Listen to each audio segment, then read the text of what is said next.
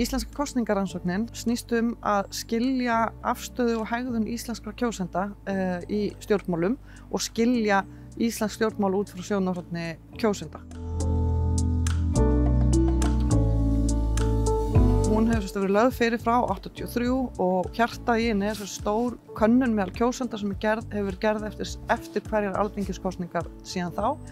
En á síðustu árum hafa bæst við frambjóðendakannanir og svo könnun á meðan kosningabaráttan í gangi.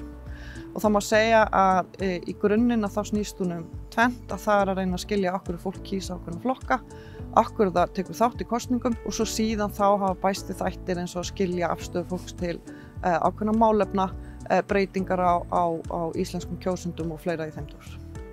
Ef við horfum yfir þessi næstu 40 ár þá er mjög mörgu að taka. Eitt af því sem við sjáum að eftir efnahagshrun hefur málefni orðið svona margbrotnara. Vinstri hægri málefni hafa alltaf verið mjög fyrirferðarmikil og mikilvæg í íslenskum stjórnmálum og eru það ennþá. En svo til dæmis eins og við sjáum núna í nýjustu kosningunum 2021 að þá eru þau ennþá mikilvæg, en fólk farið að nefna önnur málefni eða verkefni líka þessu til viðbótar sem eru, og þá ber eiginlega helst að nefna umhverfis- og loftslagsmálin. Þannig að það má segja að málefnasviðið hafi orðið svona margbrotnar og sumir segja kannski brotakenndara, en það er líka hægt að segja að það hafi kvíslast. Við sjáum að sama tíma að þá hefur flokkunum fjölgað á þingi eftir efnahagshrun. Þeir eru núna í kringum 8 og svo tala verður væntanlega eitthvað svipuð í framtíðinni.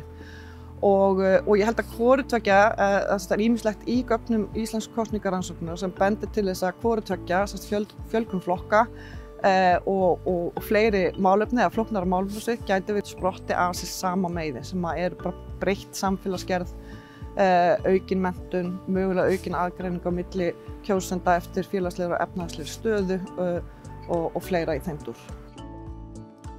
Íslenska kosningarannsóknin mikilvæg fyrir íslenskt samfélag á svo mörgu leyti og ég ætla bara að taka hérna eitt dæmi sem með kosningaþátttökuna. Núna erum við með gögn bakgrunn kjósenda og afstöðu til ýmissa málefna á sviði stjórnmála aftur til 1983. Lengi vel framan af höfðum við ekkert sérstaklega miklar áhyggjur af þátttökunni, en hún hefur minnkað núna í undanförnum kosningum.